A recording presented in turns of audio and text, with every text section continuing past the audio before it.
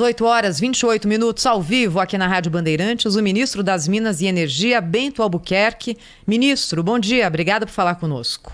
Bom dia, um prazer estar aqui com vocês. Ministro, queria começar, já vamos falar sobre preço de combustível, gás, está tudo na pasta do senhor, né, ministro? Mas queria começar falando sobre ainda consequências daquele encontro entre presidentes de vários países sobre clima. Porque em relação à energia, ministro, o Brasil tem uma grande vantagem em relação a outros países na geração de energia limpa. Nossa matriz energética, baseada em hidrelétricas e também com a utilização do etanol no abastecimento de veículos, faz com que a gente tenha 83% da matriz energética brasileira baseada em fontes renováveis de energia. Isso é quase o triplo da média mundial. Dá para avançar mais em relação a isso? E energia solar, por que não avança no Brasil, ministro? Bom, primeiro que o Brasil, como você bem colocou, ele é um país que hoje é uma referência internacional em termos de geração de energia. Geração de energia usando principalmente a energia renovável e fontes limpas de energia. E isso nós começamos há muito tempo atrás, há 50 anos atrás. Tanto que o Brasil está liderando um grupo de países, e o Brasil foi escolhido pelas Nações Unidas para discutir a questão da transição energética. Quanto ao futuro da nossa matriz energética, nós temos planejamento de 10 anos e de 30 anos, planejamento esse que ele é atualizado ano a ano com a participação ampla da sociedade, do Congresso Nacional, e isso propicia ao país ter não só segurança energética, mas também ter uma matriz compatível com as suas riquezas e com a sua abundância de fontes de energia. No que diz respeito à energia solar, ela tem tido no Brasil um crescimento muito grande. Só esse ano nós teremos da energia solar uma boa parcela da nossa matriz de geração, cerca de 3 a 3,5%. E no final de 10 anos, essa matriz certamente estará por volta de 10%. Isso significa muita coisa, significa um crescimento exponencial e mostra também que as políticas públicas para o setor estão bem encaminhadas. Ministro, muito bom dia, bem-vindo ao nosso programa. Apesar disso, né, ministro, desses números, o que a gente está assistindo nesse momento em relação, por exemplo, à geração distribuída, né, que é a energia solar, é um esforço, um lobby poderosíssimo, né, bilionário das distribuidoras de energia para sufocar, para destruir a energia solar, a geração de energia solar. As distribuidoras são muito poderosas, têm grande influência na Agência Nacional, que é a ANEEL. Aliás, investigações da Polícia, operações da Polícia Federal mostraram isso, né, como são determinantes as vontades das distribuidoras nas resoluções da ANEEL. E agora essas distribuidoras contrataram o ex-senador Cássio Cunha Lima, contrataram o ex-ministro, o ministro aposentado do TCU, José Múcio, contrataram um lobby poderosíssimo, rico, para tentar, de todas as maneiras, destruir a energia solar no Brasil. Apesar desse crescimento exponencial a que o senhor se refere, há um risco grande de se interromper isso, né? Alegam coisas cínicas, como, por exemplo, que a questão que há o subsídio, alegam que o pobre está financiando a expansão da energia solar, quando, na verdade, eles querem se livrar de um problema que é o seguinte: quem investe em energia solar e instala equipamentos na sua casa, na sua empresa e etc., tem uma conta de luz naquela política de compensação reduzida em até 90%. Eles não querem saber disso, né? Eu queria saber do senhor o seguinte: qual a posição do governo clara em relação a isso? O governo é sensível, digamos assim, às argumentações desse lobby poderoso, ou tem compromissos mesmo em fazer com que cresça e cresça ainda mais e mais rapidamente a energia solar no Brasil? Afinal de contas, vivemos num país tropical, né, ministro? Que o que há de abundante aqui é o sol, precisamos aproveitá-lo. Eu queria saber do senhor isso, qual é a posição clara do governo federal em relação a isso? Primeiro que o governo trabalha nessa questão de forma bastante transparente. A Agência Nacional de Energia Elétrica, a ANEEL, ela é uma agência reguladora, ela tem a sua autonomia, mas nós temos um trabalho muito grande com a agência, respeitando as competências de cada um. O presidente Bolsonaro colocou claramente o apoio que ele dá à geração distribuída, à geração fruto da energia solar, e ele conversou no início do ano passado com o presidente do Senado e o presidente da Câmara, dizendo que o Congresso, chegaram à conclusão que o Congresso Nacional seria o local onde seria definido toda a política pública em relação à geração distribuída, à geração solar. Geração distribuída, que é bom colocar, é aquela que nós colocamos no telhado das nossas casas ou colocamos em regiões remotas, onde podem ser colocadas placas e essa energia ser transmitida ou para residências ou para comércios, bancos, supermercados, shoppings e por aí vai. E nós temos discutido isso de forma claramente, tem que ser de forma transparente, não é subsídio para cá nem subsídio para lá. Subsídio, eu costumo até brincar, dizendo que as coisas aqui no país provisórias é que são permanentes, né? Tudo que se coloca como provisório acaba se tornando permanente. E o subsídio ele tem que ser aplicado no sentido de incentivar qualquer atividade econômica e depois de certo tempo, é evidentemente que esse subsídio tem que ser retirado porque não faz mais sentido nenhum e subsídio tem que ir para outras áreas.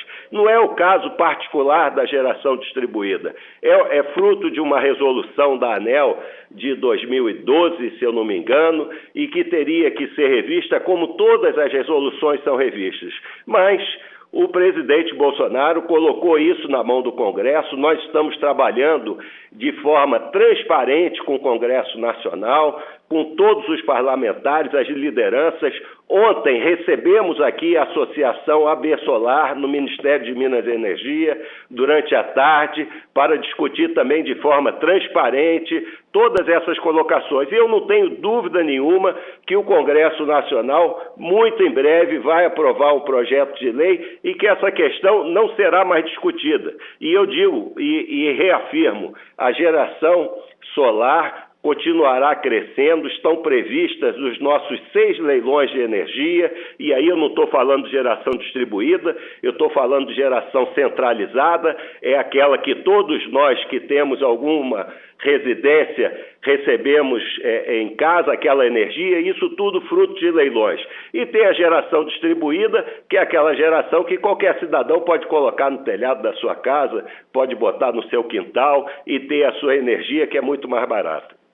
Ministro, bom dia, é o Pedro. Queria perguntar ainda para o senhor nesse campo, né, sobre a geração eólica, né, que pode compor de alguma forma também a matriz energética brasileira, né? Qual que é exatamente a meta, né, que o Ministério tem aí para esses tipos de geração de energia com fontes menos poluentes, né, mais ligadas aí à energia renovável, para que o ouvinte possa ter a dimensão de quanto estamos perto ou longe de atingir esse patamar da matriz energética brasileira, hein? Olha, a nossa matriz elétrica, 63% dela é de geração hidráulica, ou seja, de hidrelétricas, né?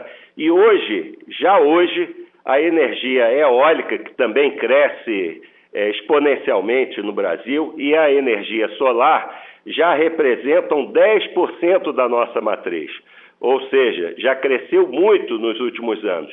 E a nossa previsão, como você perguntou, é que tanto a energia eólica quanto a solar, daqui a 10 anos, venham a representar 25% da nossa matriz. Ou seja, esse crescimento é um crescimento bastante significativo e isso mostra que a nossa matriz, como a Thaís perguntou inicialmente, continuará limpa e renovável. Ministro Bento Albuquerque, ministro das Minas e Energia, ao vivo conosco aqui no Jornal Gente da Rádio Bandeirantes. Ministro, privatização da Eletrobras. Tem aquela medida provisória que ainda precisa ser votada pela Câmara e Senado. Você acha que ainda ocorre a privatização da Eletrobras dentro do governo Jair Bolsonaro? Eu não gosto de usar muito a palavra privatização, né? Nós utilizamos capitalização, porque não vai haver venda de ativos nem transferência de ativos para a iniciativa privada. O que é a capitalização? Vai permitir que a empresa volte a ter investimentos. A Eletrobras é uma empresa muito importante para o setor elétrico nacional. Ela hoje é responsável por 30% da geração, 45% da transmissão de energia, mas infelizmente desde 2014 não participa de nenhum leilão de energia e vem perdendo seu espaço dentro da matriz energética do Brasil. O que nós queremos é que ela volte a ter recursos para fazer os seus investimentos e ter uma participação importante.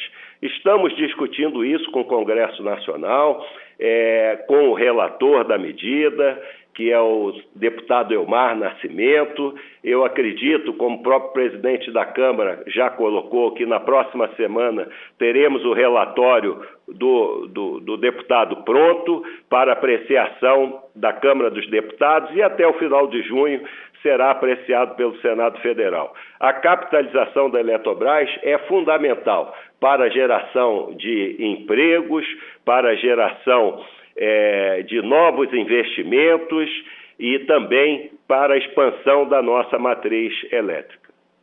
Ministro, eu preciso dizer aqui, ministro Bento Albuquerque, que a entrevista está sendo também exibida na capa do portal UOL neste momento. Eu queria saber, ministro, o seguinte, tem outro tipo de distribuidora no Brasil que é muito poderosa, né? São muito poderosas, são as distribuidoras de combustíveis.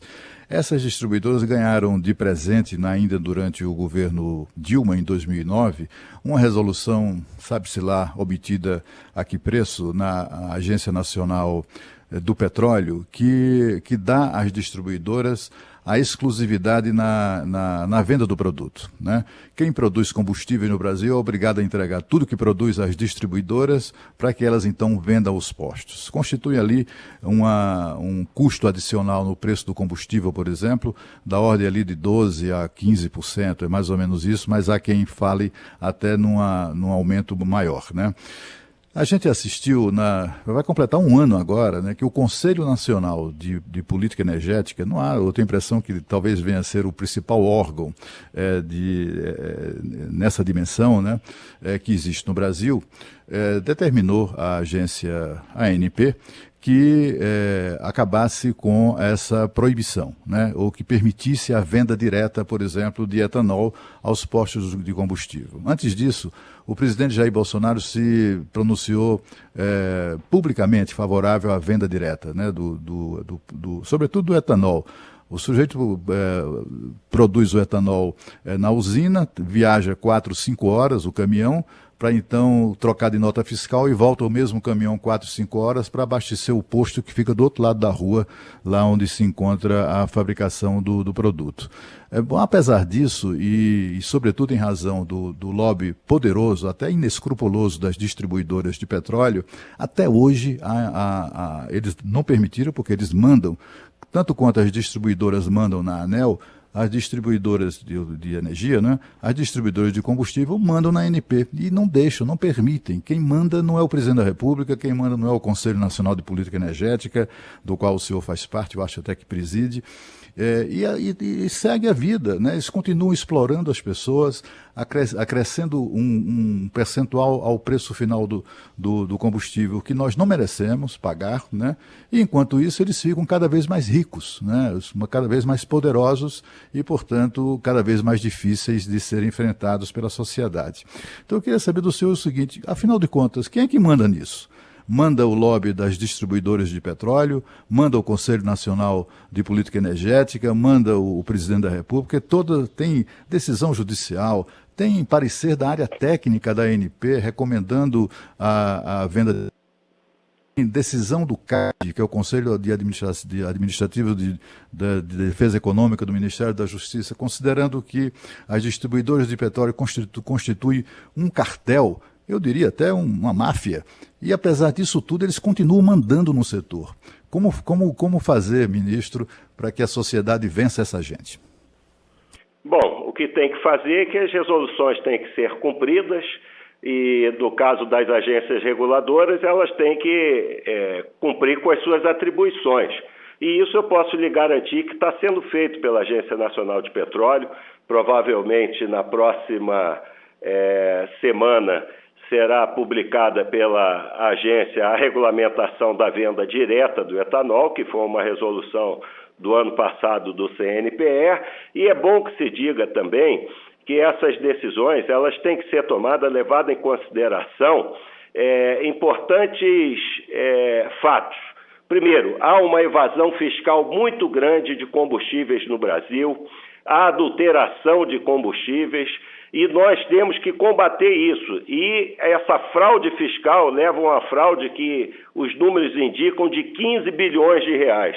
15 bilhões de reais são muitos recursos que poderiam ser utilizados para, por exemplo, termos um fundo de estabilização de preços de combustíveis para atender os mais vulneráveis. Então, tudo isso tem sido feito por parte do Conselho Nacional de Política Energética, por parte do presidente Bolsonaro, que é muito preocupado com isso e tem me dado orientações desde o primeiro momento do governo nesse sentido, e foi por isso que nós conseguimos aprovar a resolução do CNPE e agora, a partir da próxima semana, estaremos com isso regulamentado, a fim de evitar fraude, a fim de evitar desvios e que o consumidor possa efetivamente ser beneficiado com a venda direta desse do produtor de etanol para o consumidor, para o posto de abastecimento, e com isso esperamos que tenhamos melhores preços para os nossos consumidores. Ministro, só lembrando que, na verdade, os grandes escândalos de fraude e tal no setor são produzidos pelas distribuidoras de combustíveis, né? É só ver o histórico de operações da Polícia Federal nesse ramo, são todas contra distribuidoras de combustível. Esse tipo de alegação, o suspeita de fraude, de sonegação de impostos, é um dos argumentos exatamente dessa gente aí, que são os distribuidores, né? Os produtores não, eles estão absolutamente sob controle, né, do Estado, sob controle de qualidade, etc. e tal. Mas, enfim, eu tenho uma pergunta, mais uma pergunta só, mas eu vou esperar a minha vez. Então deixa eu emendar aqui, Cláudio, porque eu queria colocar em pauta com o ministro aqueles assuntos que mexem com o bolso do nosso ouvinte. Preço de combustível, GLP, gás natural, começando com gás. Ministro, a gente tem hoje um nível muito alto do preço do GLP, o gás de botijão. Até recentemente, o Jornal da Band fez uma matéria mostrando que milhares de brasileiros estão voltando a cozinhar com fogão a lenha porque não conseguem mais comprar o bujão de gás.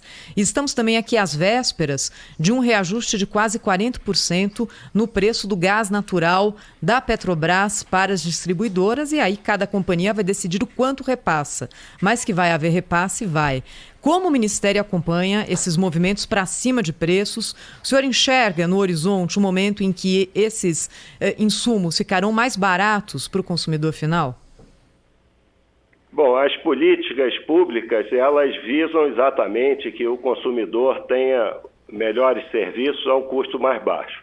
Essa questão do gás natural, que você mencionou aí, desse aumento de 40%, primeiro é importante dizer que o gás natural não é o GLP, não é o botijão de gás, tá?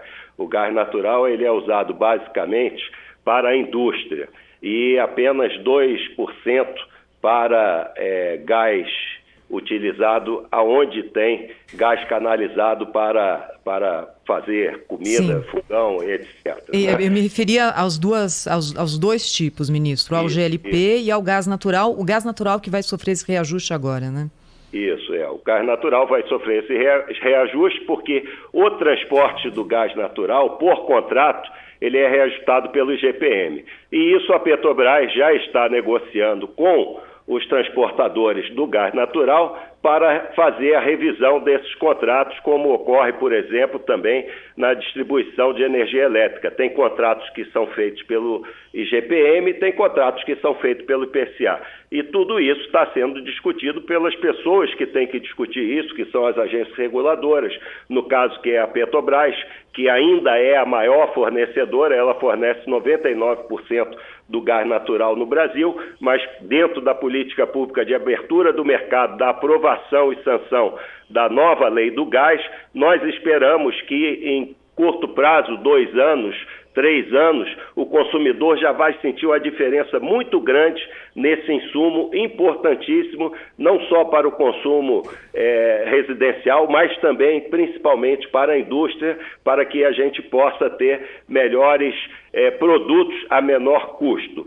No que diz respeito ao GLP, o governo federal fez a parte dele, do botijão de gás, zerou os impostos, o presidente colocou isso, é zero imposto federal no que diz respeito ao GLP. Temos o imposto estadual e também outros encargos de distribuição. Isso tudo o presidente também encaminhou para o Congresso Nacional, que cabe ao Congresso Nacional efetuar a regulamentação do que diz respeito à aplicação do ICMS, que é o imposto estadual. Por outro lado, nós estamos trabalhando junto com o Ministério da Cidadania e também com o de Direitos Humanos e da Mulher, no sentido de atender essa população, como foi muito bem colocado por você, que não tem condições de adquirir um botijão de gás e tem que voltar à lenha, e isso é inadmissível. Nós estamos trabalhando num programa para que essas pessoas mais vulneráveis tenham acesso ao botijão de gás. E no mais, nós temos que continuar abrindo o nosso mercado, temos mais empresas trabalhando nisso. Só para você ter ideia, são 66 mil postos de distribuição de botijão de gás. E nós temos que trabalhar nisso para que não só haja fiscalização, mas também essas pessoas possam receber com menor custo esses botijões para que possam ser utilizados em suas residências. Ministro, temos uma questão aqui final sobre a geração de energia elétrica. Eu gostaria de colocar para o senhor, que o senhor explicasse, né? Que é o seguinte: no apagão lá do governo FHC, foram criadas, depois do apagão, foram criadas até como forma emergencial para geração de energia, etc., que o Brasil precisava, as termoelétricas. Mas são uma geração de energia suja, porque usa combustíveis fósseis, né, para ser. E também é uma energia muito cara. Aquele lobby dos distribuidores de energia para acabar para sufocar a energia solar inclui a preservação das termoelétricas, que deveriam ter sido extintas 5 anos depois de criadas lá atrás no governo FHC, e continua até hoje porque geram tanto dinheiro que acabam gerando poder político também nos seus controladores, nos seus proprietários. E aí eu queria saber do senhor isso. Quando é que nós vamos nos livrar dessas porcarias, dessas termoelétricas que são a geração de energia caríssima para o Brasil, né, responsável por muitos dos custos de bandeira vermelha, essa invenção que fizeram para encarecer a conta de luz, e também continua sendo cada vez mais fortes, né, e em expansão. Em vez de sufocar a energia solar, não seria melhor acabar com viabilizá-la e acabar com as termoelétricas, ministro? Cláudio, nós temos aqui que, vamos dizer assim, separar as coisas, né?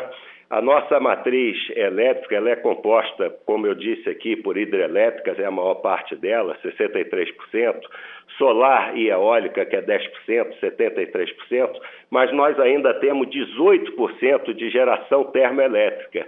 Aí você vai dizer, mas não dá para acabar com esse 18% de termoelétrica?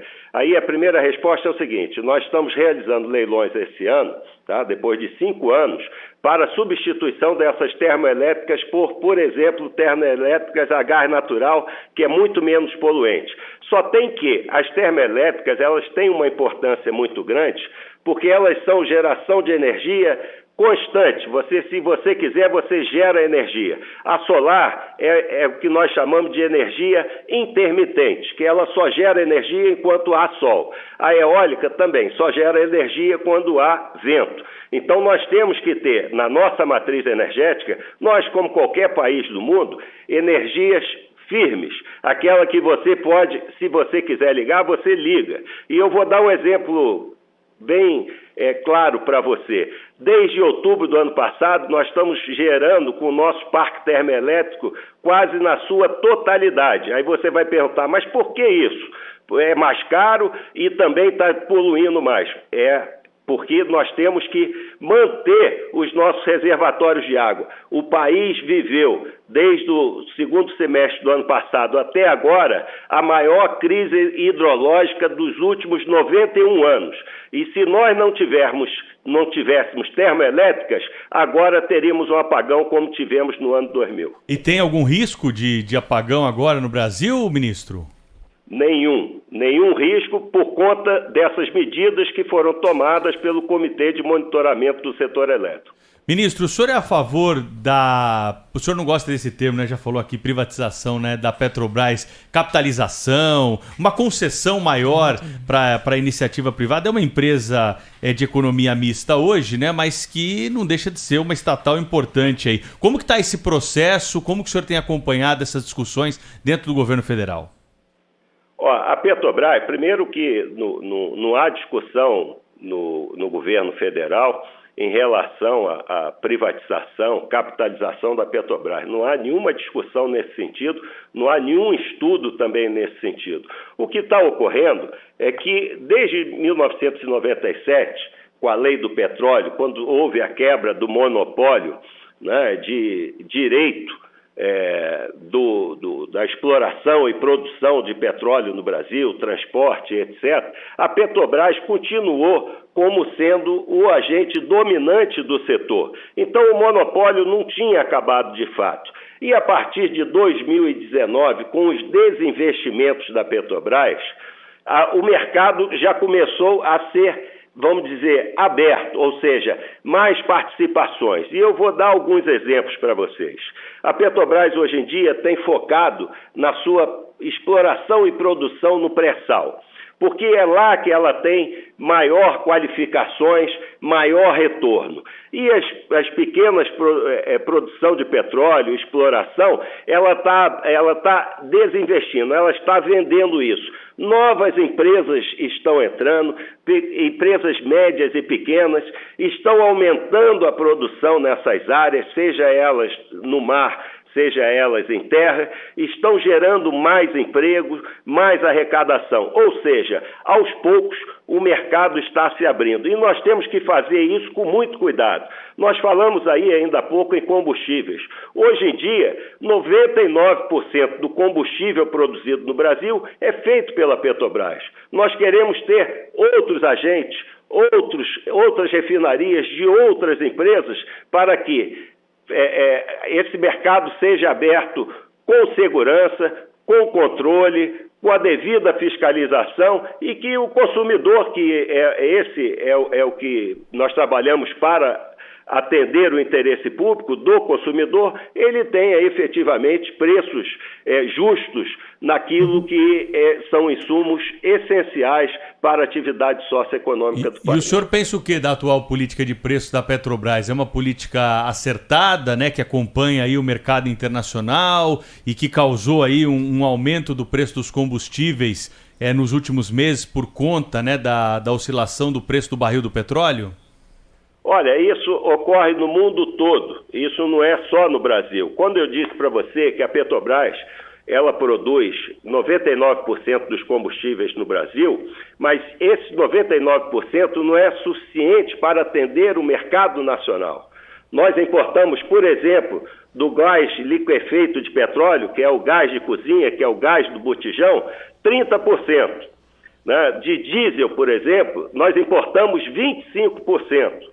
E de gasolina, cerca de 10%, e ainda outros combustíveis.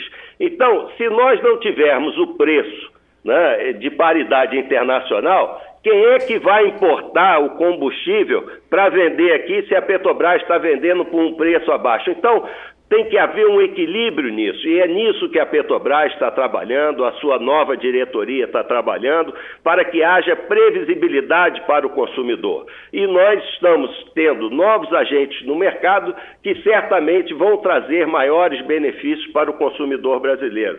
É assim que a coisa funciona, e é assim que nós estamos trabalhando para que tenhamos efetivamente uma previsibilidade de preço de combustíveis, e aí entra também os tributos, que eu já falei. O governo está trabalhando nisso, o governo está reduzindo a sua arrecadação tributária em relação a combustíveis, mas nós temos que fazer isso com equilíbrio e considerando, inclusive, os estados que dependem muito desses impostos. Ministro, falando para a ponta final, então, hoje, na média, no Brasil, o litro de gasolina acima dos R$5. É essa a nossa nova realidade? O senhor vê possibilidade de alteração disso no curto prazo, ministro? Olha só, vamos ao ICMS. O ICMS do preço do combustível, que você falou aí agora, da gasolina, ele varia de 18% a 35%, dependendo do estado. Então, esse preço que está, ele é muito por conta dos impostos que incidem sobre o preço do combustível que sai da refinaria, que é importado. O da gasolina, por exemplo, representa 35%.